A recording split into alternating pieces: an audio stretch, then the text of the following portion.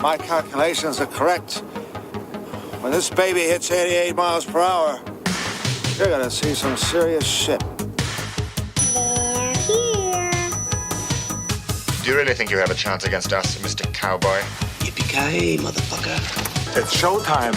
Right, welcome everybody to another episode of the VHS Strikes Back. I am one of your hosts, Chris, and my co-host and very good friend is Dave. Hey there, Chris, and hello to our listeners out there. Welcome to the VHS Strikes Back, the show where we dust off the old video player and go on a nostalgic journey to look at the good and the bad movies of yesteryear.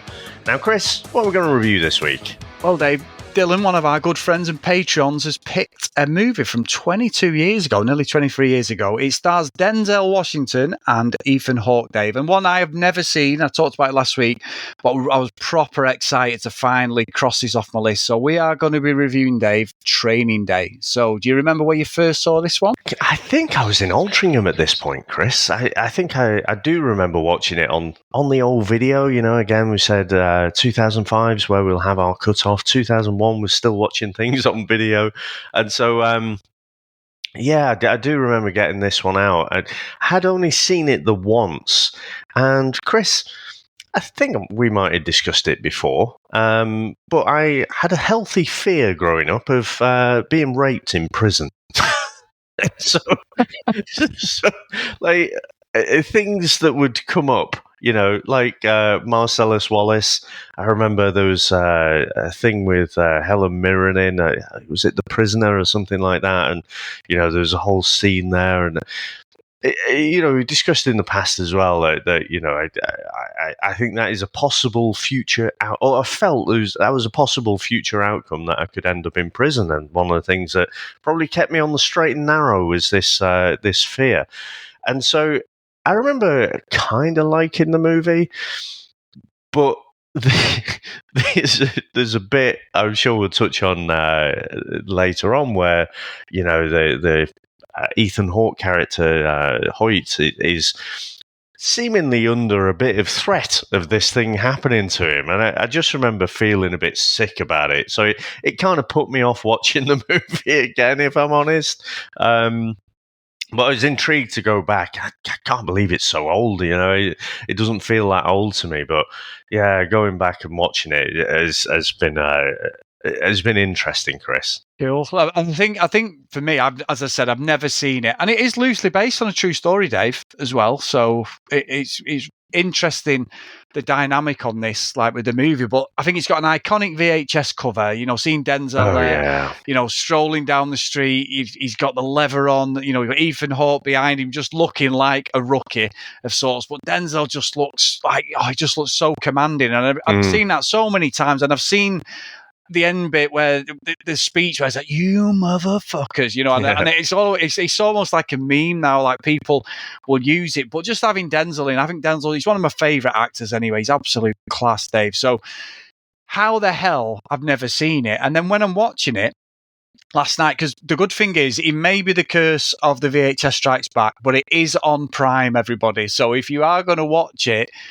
quick, because me and Dave usually nose up where it's available, these movies. But I watched it on Prime, so it is definitely there. So it is, if you've got Prime, you can get it. So it's really interesting movie. And why I've never seen it, I don't know, Dave, because there's loads of Denzel movies I've watched, and this would have been right up my street, early 2000s. I mean, Jordan had just been born, so she was about 1, so maybe it was just purely a timing thing. We probably weren't going to the video shop to get them out at the time. But then Sam did say to me, "I've seen Training Day," and I'm like, "Well, I've never seen it with you, so I don't know whether she's watched it when we were in the band, you know, like, and she's watched it say mid 2000s towards like 2002, 2007 and 8, and it's been on TV, but she's definitely seen it." So yeah, I don't know, and I'm thinking, have I forgot? You know what? I'm not like that. Usually, if I watch something, she forgets a movie we watched last week, but for some reason she's definitely remembered this one. But no, I was really, really happy that it wasn't a fucking horror movie, Dave. Anyway, I must admit, I know we did Jeepers Creepers, which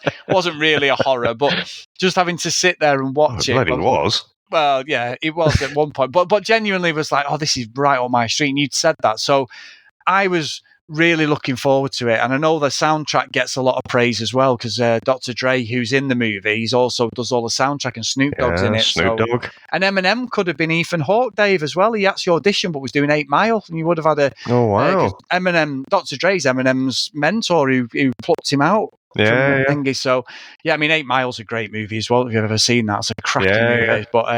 Yeah. But so honestly, I was so excited to get into this one. I was thinking, God, I hope it stands up all these years later. And being set in that LA and all the things that come with it, I always thought that Denzel was sort of like when he was American Gangster #1, where he was like the main head of a gang. And how wrong I was, Dave, because he's a cop. But yeah, so I'm honestly proper excited to cover this one this week.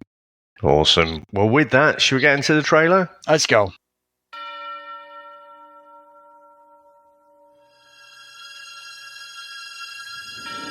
In the next 24 hours, you will learn about the streets, about the choices that will force a dedicated cop over the edge, all in the name of good. In the next 24 hours, the only thing more dangerous than the line being crossed Today's a training day, Officer Hoyt. It's your chance to give you a little taste of reality. You think you can handle it? is the cop who has crossed it. I will do anything you want me to do. Will you? Let's see.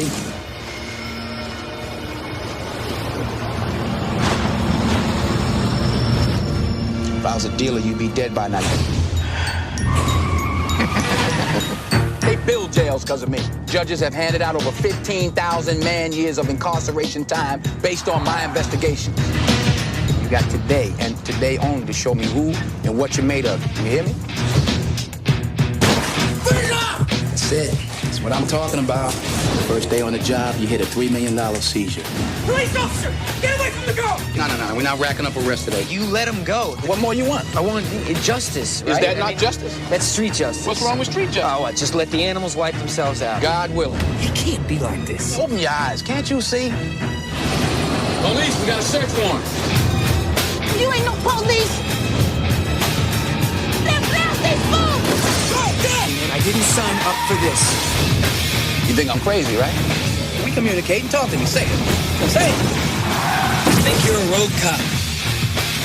Learned a lot of things on these streets, boy. Good things and bad things, too. There's some profoundly evil people walking the streets freely right now. I'm the police! King Kong ain't got nothing on me! You never know. That's the point. It's gonna have to be a nice day, huh? It'll get darker. Guarantee you that. Ambitious police officer of the LAPD, Jake Hoyt, is up for promotion and is assigned to Detective Alonzo Harris, a highly decorated narcotics officer, for a one-day evaluation. Driving around in Alonzo's Monte Carlo, they begin the day by catching some college kids buying marijuana. Alonzo confiscates the drugs, puts it into a pipe, and tells Jake to smoke it. When Jake refuses, Alonzo threatens him at gunpoint, stating that refusing like this while on the streets would get him killed. Jake smokes the pipe and Alonzo smiles, telling him that it was laced with PCP. Now, Chris, what do you reckon to the opening of this movie? Well, it's got over 250 odd fucks in it, Dave. So this was right up my street, my friend. No, honestly, I love it. I'm gonna, nail myself to the cross or whatever, Dave. Well, I'm not Jesus, but someone say I am a god. Someone say I am a god. But the job is cock a job. I don't know what's happened there. It's a terrible fucking segue. But anyway. You could nail your colours to the mast, maybe. That's what I meant, maybe, yeah. Nail yourself to the cross. I'm going to become a Catholic again, Dave, and all that. Anyway, let's get off religion quickly. But no, the setting of it, I wasn't aware of what Denzel Washington's character is, Alonzo, and it just starts so weird for me because I'm thinking, is Alonzo really a cop? Is he has he got fucking Jake's phone number by mistake? I mean, it does. What's really good about this, it sets the table really quick. There's no what's happened in the past, so we know a little bit about Alonzo's character. How has he got here? Apparently, Dave, they are in pre-production of a movie about Alonzo's origin story, around about the Rodney King, atrocity in that early 90s. So that's going to be interesting, how his character changes. So I wasn't sure how this went, but straight away they go, and apparently that diner's been used in other movies, Dave. So when he sat there, he's used in Seven, by the way, when Gwyneth Paltrow meets what's he called, Morgan Freeman, and a few other movies since then. But they sat there and he's reading the paper, and he's like, "Tell me a fucking story then, because I'm not going to be able to read my paper." And he's looking at him like, "Tell me." And he starts telling this shit story about pulling someone over, and Denzel's like, "Really? Oh yeah." And he's proper taking the piss. But it's when we meet the car, and straight away I'm like, hang on a fucking minute. No cop cars like this. It's a fucking Pimp My Ride with fucking top suspension on it. It's actually like a Mexican car. That's what the gangbangers would drive there, the Monte Carlos and that, with the proper air ride in it and stuff.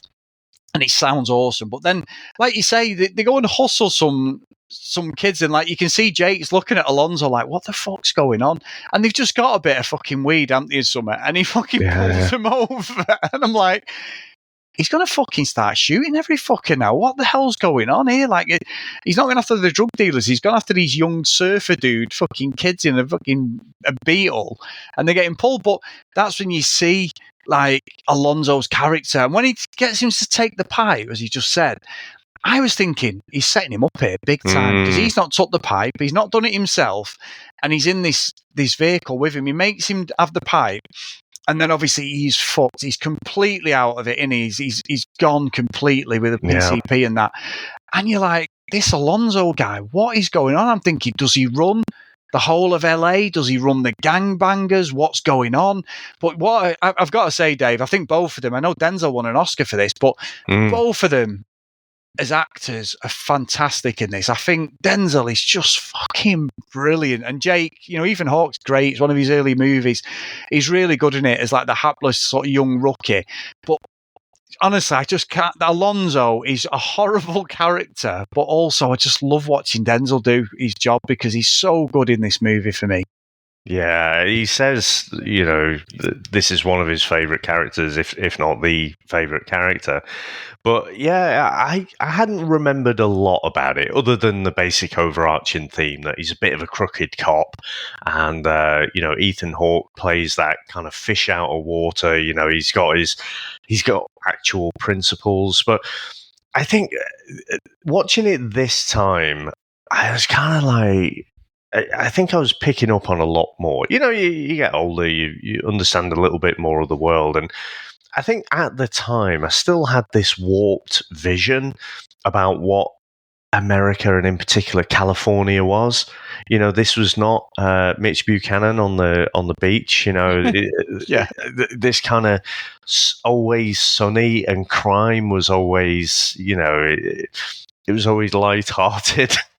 As ridiculous as that sounds to say it out loud, but it wasn't too dangerous, whereas this was gritty as fuck, and it just threw me off a bit. And I actually ended up going, I went to the West Coast for a bit. I think I've told you in the past, like that was when I did a few days in Vegas, and that was it. I was hooked. But we started off by stayed in Hollywood, and I was shocked. I was like, fucking hell, this feels really threatening. Just walking around and stuff. There's loads of security guards and stuff, but it felt like, if those security guards weren't there, a couple of early 20s fucking naive kids, basically from the UK, would get, end up in a bad place. So, yeah, I guess this kind of it just rocked that fantasy about what California was. And I think there was something in, like you say, I don't know about the true story, I don't know about Alonzo as such, but there was a lot of corruption. And you're looking at Denzel's character, and you're like, well, he probably didn't start off like this. He probably started off like Hoyt, Ethan Hawke's character, but he's kind of being corrupted by his environment, and to get shit done. The whole speech about, you need a wolf to catch a wolf. I think some of the dialogue is fantastic, and like you say, Denzel's performance is fantastic as well. You just really believe. Even this is a weird role for him, isn't it? Normally he's the good guy, but he does play a really good fucking bad guy as well, and shaking down the kids is your first clue that it's like, hang about, this is not all on the level, and basically manipulating Jake to smoke the weed that he knows is laced with other shit as well. It's like, oh fucking hell, yeah. This is murky, and I must say I did enjoy it a lot more watching it this time. Yeah, like I say, I've gone into it fresh, and I'm glad you did, because when we talked off the podcast about it, and you said, I'm not sure where it'll land, but I think watching what he does, like he goes to meet Roger, and I can't think, who's this guy? I know he's in a horror movie, but he's stick out of Daredevil, isn't he? Like Daredevil's mentor, the Roger, and he's obviously an ex-cop turned drug dealer and all that, and then they're chatting away, and obviously Jake's fresh-faced, and he actually knows who Jake is. He says, like, you American football or whatever position he played in. He knew about his name, Hoyt, and everything, and then that's when, usually on these movies, the actual plot things, like a plot device, are very obvious, aren't they? And I didn't pick up on this. So they're going down the street. Alonzo's driving. He's telling Jake about, like, Roger and all this stuff. And then all of a sudden Jake's like, stop. And he sees two, like, druggies, like, basically trying to rape some young girl. And he goes in and just levers him. And fucking Alonzo just strolls on, fires a cig up. Jake's getting a bit... His head kicked in at one point, and then levers them both, doesn't he, and arrests him. And the young girl's there. She's only 14. And I mean, you say 14. Well, yeah, I know, because she's actually in a show I'm watching at the minute. I know who she is. She's actually in a one called Power, which I love Power from, like, Prime. It's like an amazing show. But there's an offshoot, Tommy, and she's his main love interest in it, Dave. And she's about 40, and my fucking God, oh my word. I like me Latino women. She is stunning in Tommy. Not in this, because she's 14. Yeah, let's just fucking throw it out there. But is she? She's clearly not. She's 20s. About 20s, easy. But she must be maybe late 40s in this Tom, and she's absolutely beautiful. But obviously he rescues her. But what's strange, again, you've already said about, like, him nicking the drugs, and then he fires up the drugs and Jake takes it, he's out of his face.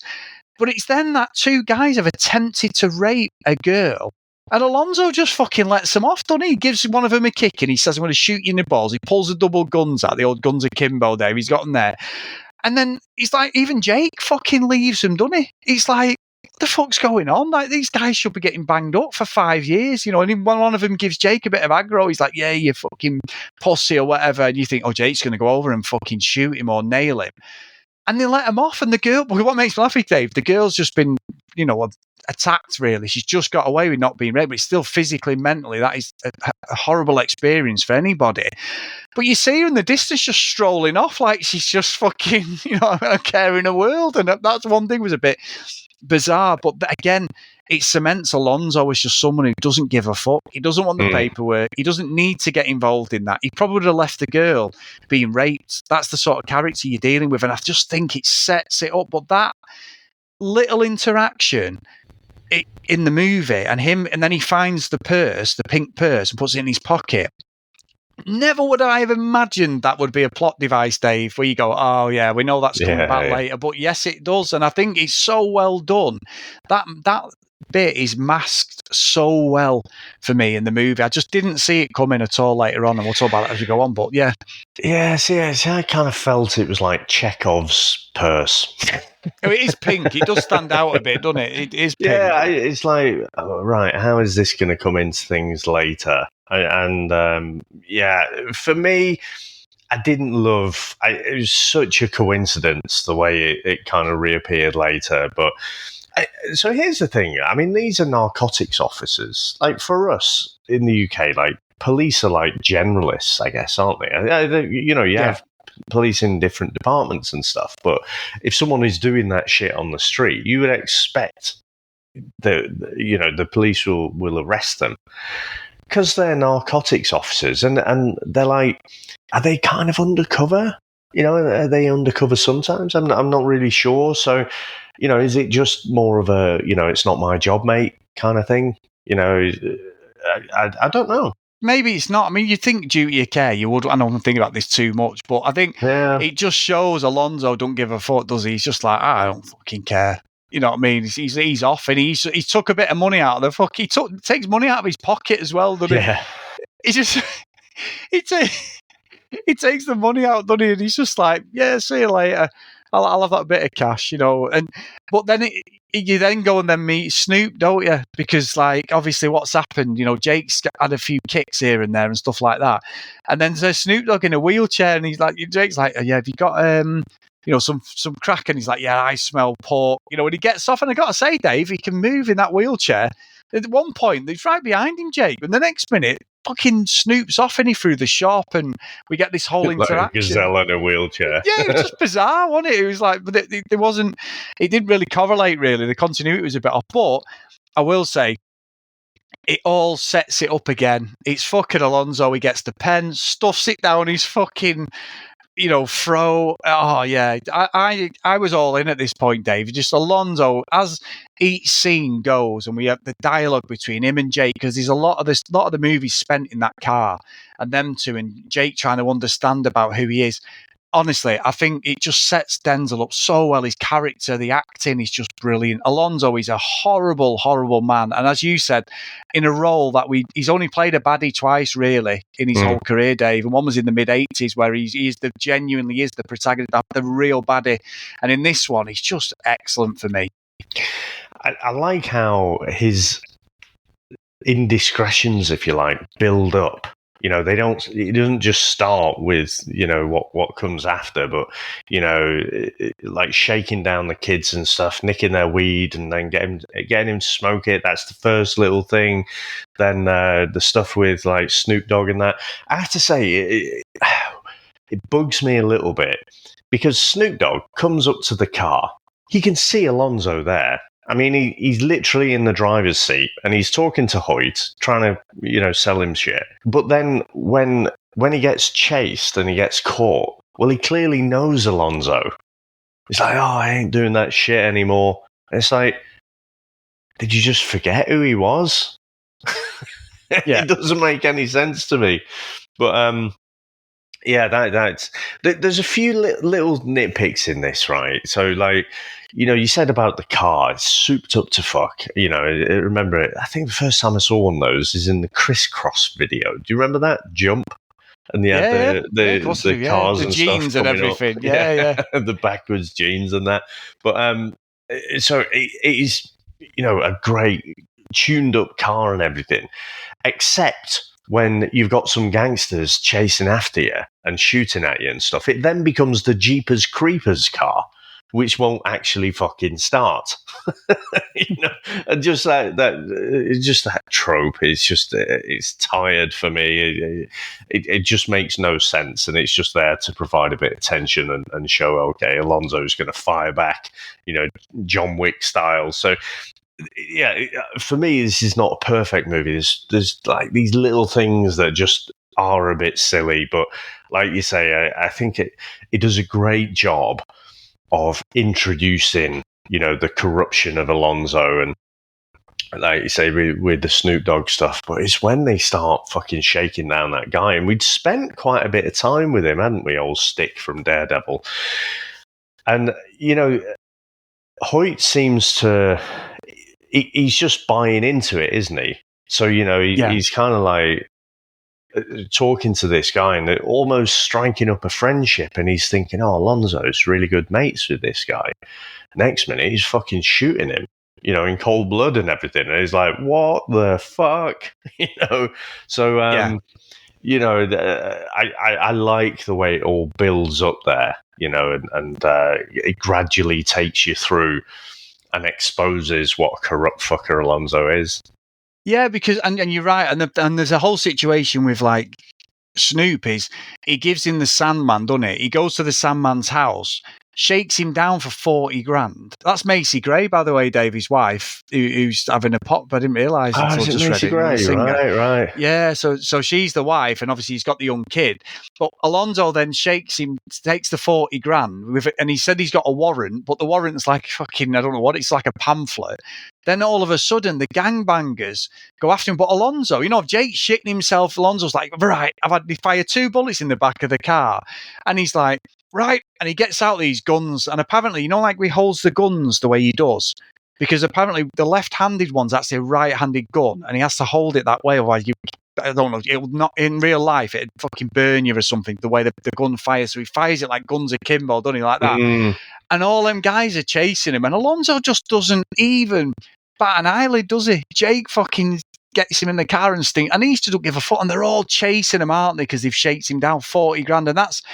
And again, another plot device. That 40 grand is what he uses to get the arrest warrant, because he's met them 3 wise men, which is Tom Berenger and that, because they're saying that he'd gone to Vegas and fucking, he's had a bit of trouble in Vegas, which apparently killed some Russian mafia associate, which we didn't know at the time, but they're saying like, they're going to come and get you. And he's like, I'll sort it out. And that's when he shakes Roger down, doesn't he? And they fucking get all the money, because it's like, Roger has got this 4 million in the kitchen, and they do John Wick style, don't they? Knock the floor up and everything. But he's not killed anyone at this point, Alonzo, has he? So he tries to get Jake to do it, and he's joking. He goes bang and like laughing and that. But when he actually kills him, Jake's like, I'm fucked here. What the hell's going on? And then he's trying to get him to take 250 grand, and all the others are like, I'll take it. Notice Zed was there, Dave, from Pulp Fiction.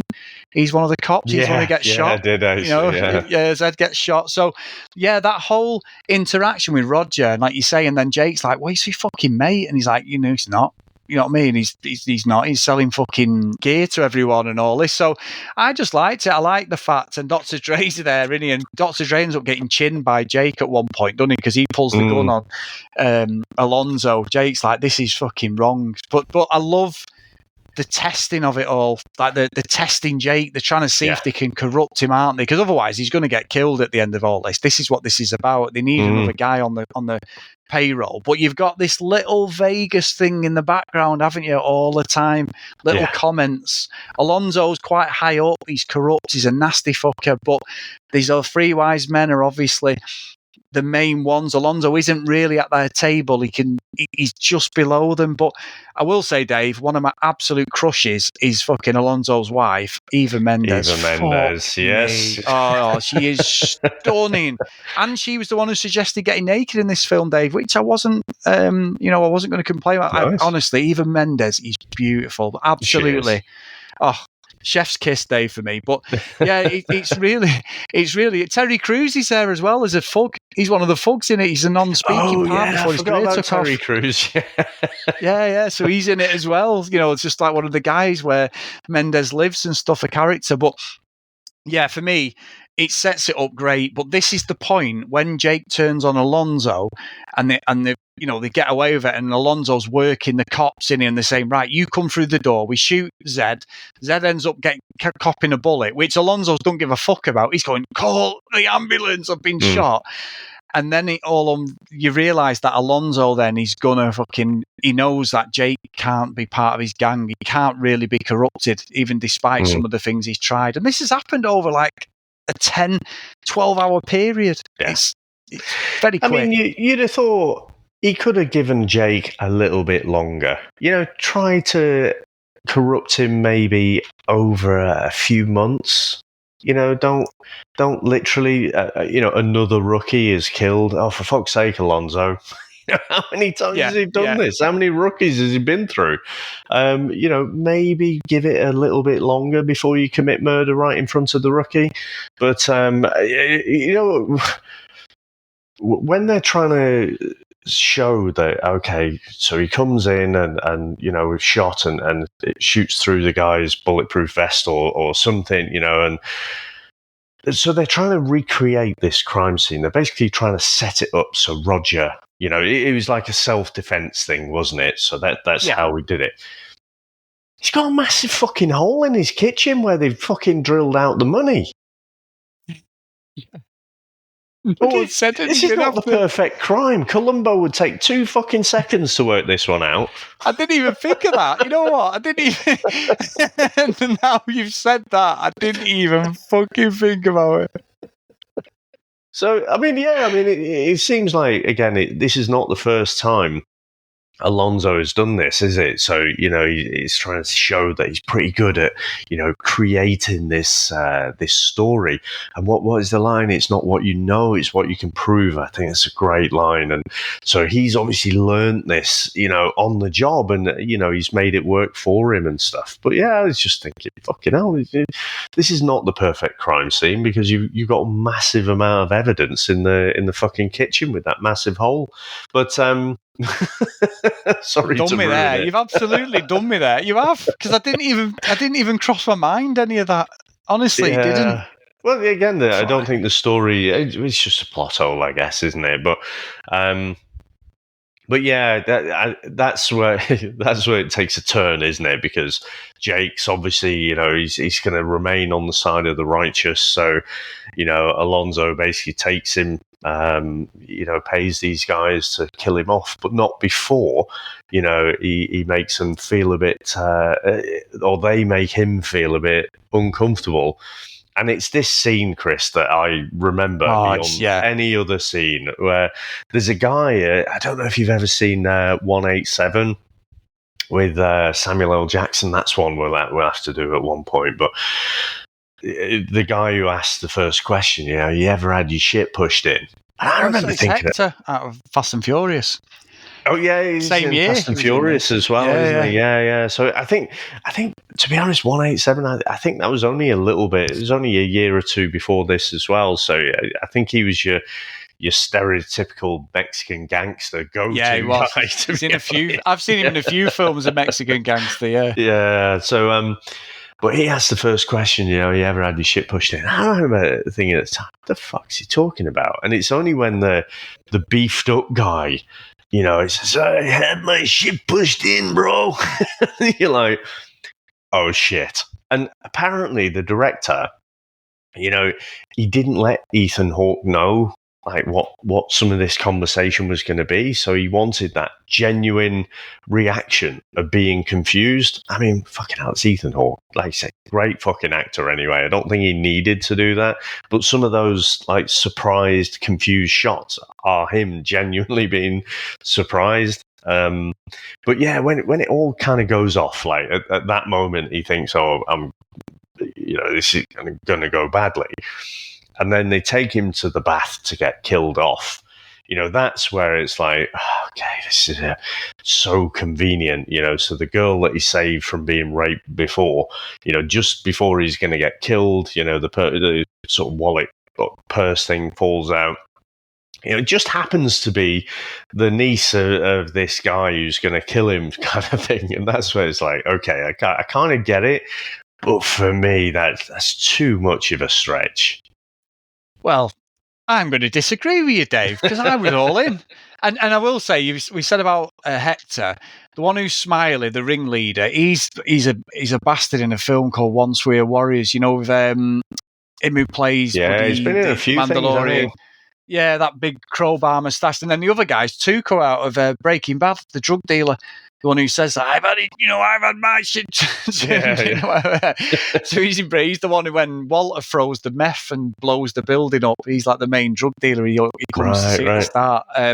But no, that scene, you're right, it's haunted. But I was in, Dave, I've got to say. I was like, I didn't even think about that fucking purse. Usually I'm dead aware. So I think for me, it did a good way of hiding it, but I can understand it because I know on some of the reviews when you read it online, it sits about 7.4, 65 on Rotten Tomatoes, and some were saying like they didn't like the ending; it just seemed a bit too convenient. But honestly, I was completely in at this point, and I do like the way that they let him off, and it's like, yeah, it's business. But then at that point, Jake's had enough. He goes to this neighborhood, which Alonzo has already said, where Eva Mendes has said, you don't ever come down here, without me. And he just walks straight down the fucking street. And there you've got Terry Crews with the other guy. And he's like, what do you do? He's like, yeah, I've come for Alonzo. I've got to say, Dave, the one thing that does stick with me is a bit silly. When the kid opens the door I know Alonzo's, seen to Eva Mendes again, but the kid's quite loud when he's talking to him. And Ethan Hawke's like, can you get in a cupboard? Can you get in a fucking... And he gets in that cupboard next to him, doesn't he? Literally near the front door. Yeah. And it's like, surely he would have heard the kid talking and the door going. And anyway, he doesn't.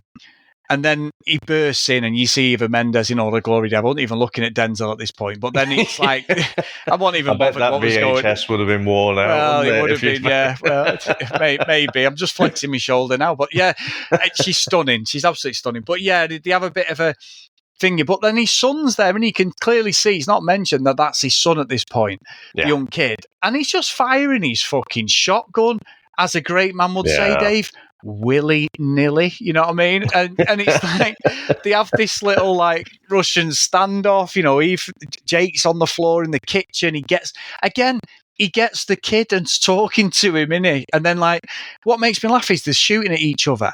And then Eva Mendes comes out and he goes, where is he? Well, she's this guy's partner. Surely she's going to blag him and go, he's gone out. She goes, he's gone out the window. And I'm thinking, fuck off. There's no way Alonzo's gone out the window here. It's a setup. He's going to, like, pistol whip Jake. But no, he does. So it's that is a little bit too convenient for me. Very much so. I mean, the kid has just met Jake. Like, literally that day. And, he might take a bit of a shine. He seems like a quiet kid. But he's not gonna prioritize this guy who he's just met over his dad. Exactly. He may not be the best dad in the world. He's still his fucking dad, isn't he? And this guy's a kid. So, yeah, just a little bit of nonsense, really. But not as much as what is going to come after. No, because you're right, because it's almost as if to say you're relying on the audience thinking, well, the kid knows that this Alonzo's not a good person. And that's why, Jake spent an afternoon watching him play video games and watched cartoons and fell asleep with him next to him. A little bit creepy, Dave, I'll be honest with you. And then wakes up, doesn't he, with fucking Alonzo putting the gun on his knee, like, let's get the fuck out of here. And nothing said.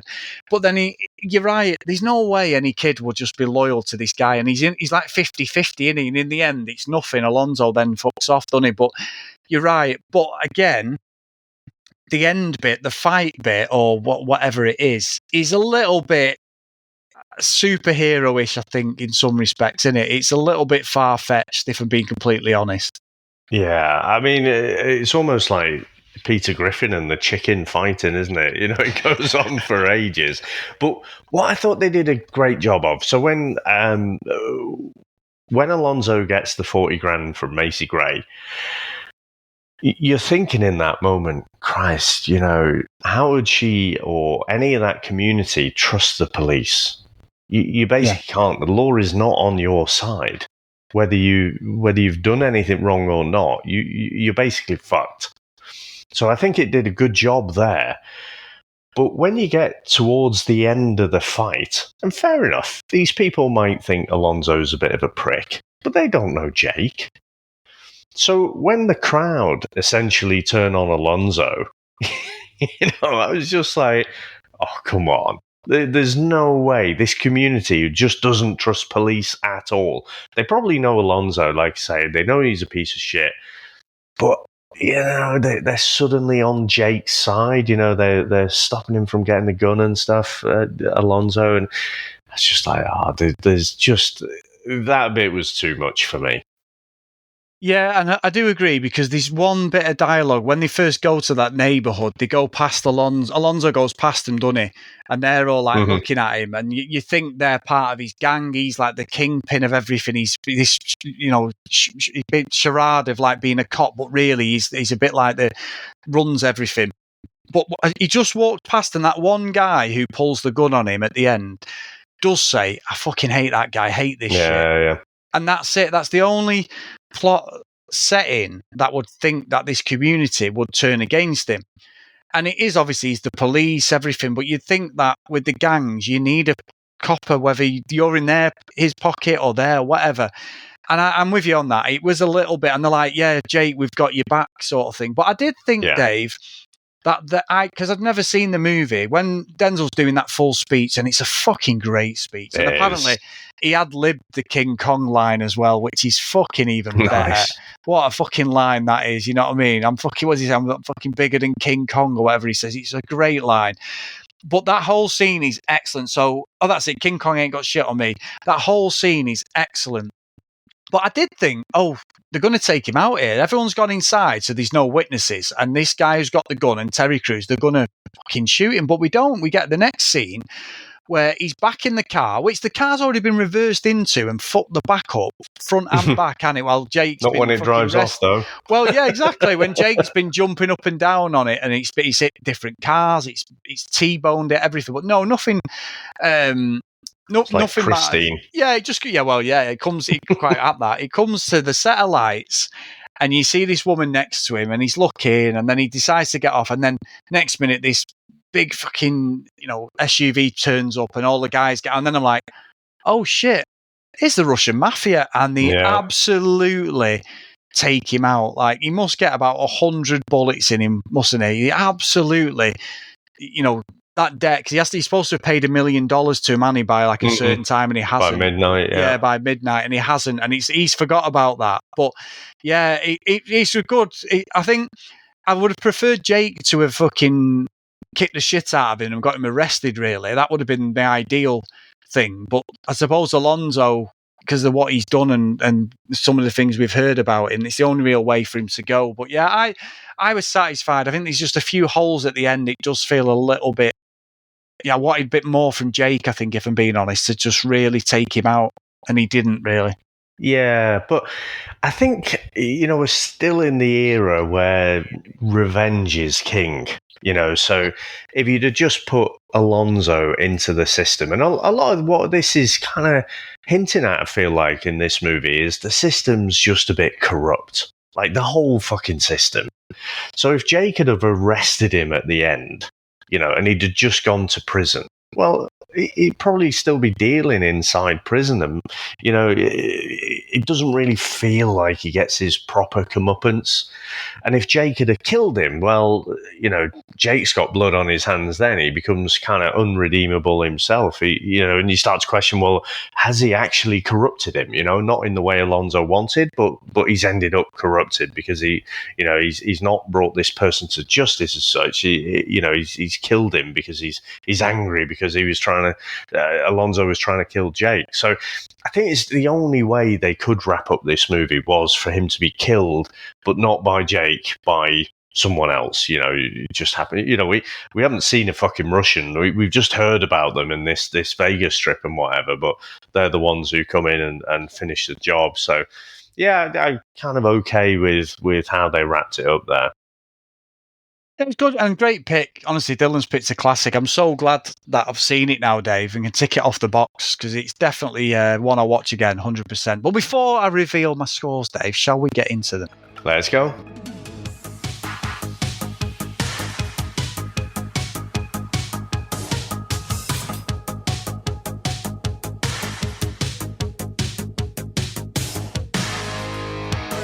Great film. Absolutely loved it. Said from the start, really good. I think what we talked about towards the end is right. There's a little bit of wanting a bit more, I think, for me personally anyway. I think, Jake's now set up. He's obviously going to have the respect of the community, because like what's happened with Alonzo and all that stuff, and it could have led on to a second movie, I suppose, at some point.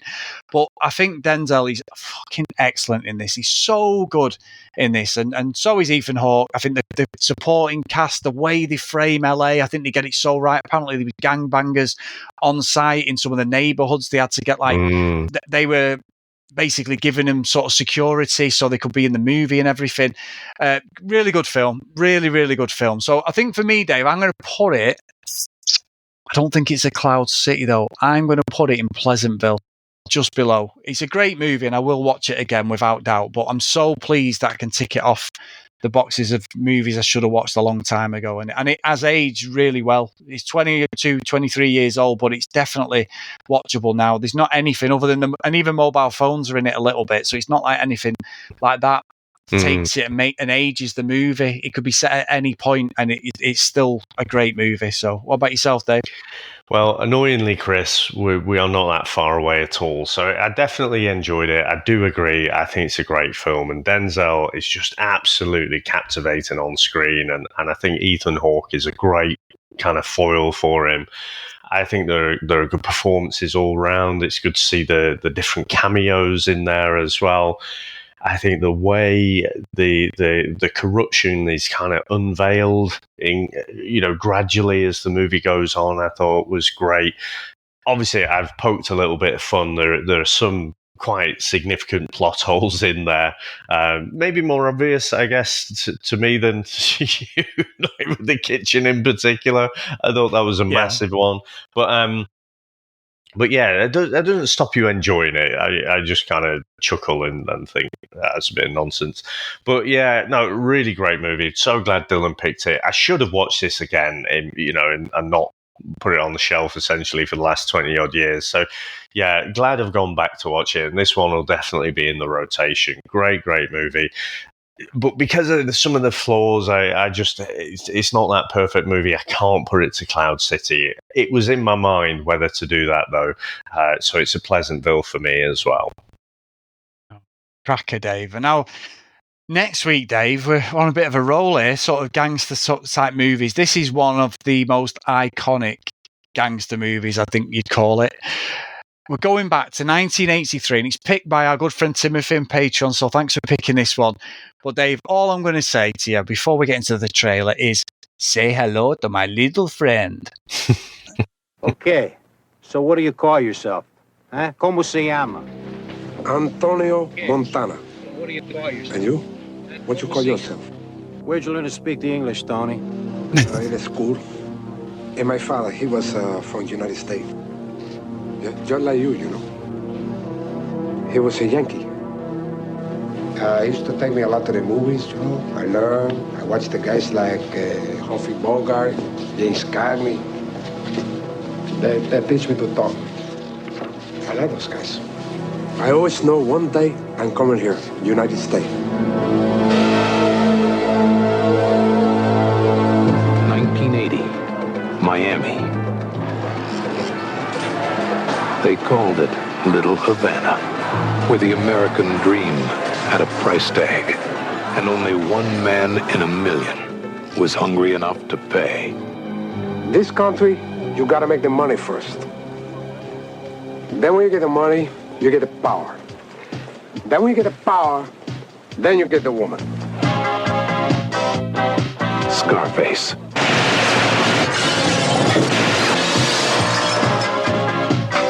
For one brief moment, the world was his.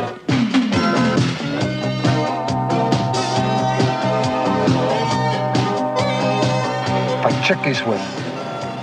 She liked me. Michelle Pfeiffer? Yeah. What you talking about? That's a Cadillac.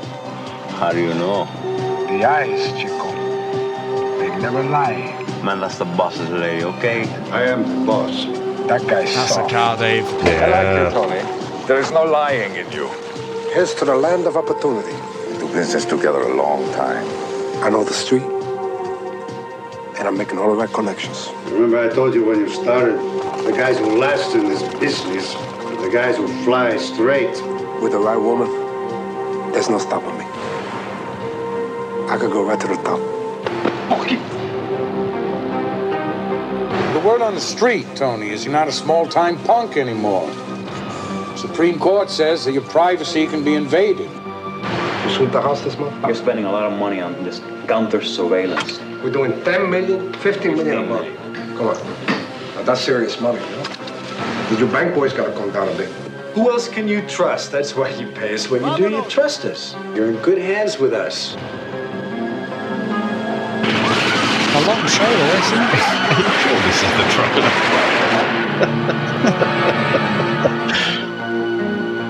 Al Just waiting for Pacino the is iconic line. It's got to be on there, Scarface. surely. He loved the American dream. Oh my God, yeah. It's only 3 hours. With a vengeance.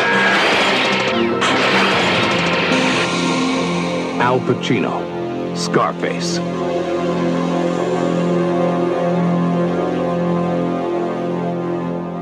Screenplay by Oliver Stone. Oliver Stone. I'll tell you what, I'm so glad that it actually said the movie's name, because I realised, me being a cocky ass going, oh yeah, say hello to my little friend. Someone's going to be like, the fuck does that mean? Everyone's going to go, oh, Scarface. But anyway, Scarface. So I'm looking forward to that. I've not seen that for a long time, but I will say, Dave, his accent was getting a bit annoying in that fucking trailer, and I loved Scarface when I watched it years ago. So I've only seen it a couple of times, so I'm hoping it still holds up. Yeah, and you know what? It sounds ridiculous, right? So I've only watched it once, but it was one of those where I wasn't really paying attention either. It was in fairly recent years, and I was kind of on my phone and just distracted and whatever. So I'll make sure this time I actually sit down and watch it. You know, I've seen it in kind of bite-sized form, you know, the say hello to my little friend. You know, it's just, all those bits and stuff. So, yeah, I'd definitely make the time, sit down and watch it properly. So I think for me, it'll be a little bit like watching it for the first time. So, yeah, really excited. We've got a little bit of a crime thriller thing going on at the minute. You know, we're on a bit of a roll here. So, yeah, great pick, this one. And don't worry, everyone, because it's my pick the week after, and we are watching some shit, Dave. Don't you worry about that. There's something. I have got some up my sleeve. I've had a few movies that I've just not hit, as in expecting you to just be like, why the hell you put me through this? Well, yeah, but as I know, this year has been the year of me basically doing myself with like picking the worst movies ever. So, yeah, let's see. But no, good stuff. And as always, if you want to email us, the vhsstrikesback@gmail.com. If you want to follow us on social media, at VHS Strikes Back. If you do want to support us, please get over to patreon.com/the VHS Strikes Back. And a massive thank you to everyone who supports the podcast, past and present. We do really appreciate all your support, guys. It's really good. So the roll call of honour is, and a big thank you to Lee, Helen, Dylan, Stephen, Trent, Dan, Justin, Susan, Timothy, Matt, Heath, Kent, Lucky Lulu Green, Herb Jacks, Matt Blake, John Hammond, and Mr. Tony Farina. So thank you so much, guys. Excellent stuff and great support. Awesome, Chris. Well, thank you for that. Thank you for pausing and handing over to me. And all I'll say is, what are you going to take us out with today? Well, Dave, I like the line you said before, which Denzel said, and I can't really do the accent, but but it's a great line, and it's one that in most movies, to catch someone, you've got to, and he simply, Alonzo simply says, I'm not even doing an American accent, Dave. He just says, to protect the sheep, you got to catch the wolf, and it takes a wolf to catch a wolf. And that's absolutely true. Awesome. Goodbye. Awesome. Thank you very much, sir. Thanks to all our listeners, and we'll speak to you next time. Bye. That's it, man. Game over, man. It's game over. What the fuck are we gonna do now? What are we gonna do? Maybe we could build a fire, sing a couple of songs, huh? Why don't we try that? We better get back, because it'll be dark soon, and they mostly come at night. Mostly. I'll be back. That's odd. We came, we saw, we kicked its ass. Wax on, wax off. Get to the chopper! One ring to go. All right. Ding, ding. Bust you up. Go for it. Well, here we go. Ain't so bad. Ain't so bad. Ain't so bad. Come on. Ain't so bad. Ain't nothing. Come on. You must be crazy or something. I'm crazy. You just a stupid fool. Yeah, maybe you crazy. It ain't breathing heavy. He's a fool. He's stupid. I'll see you in 6 months.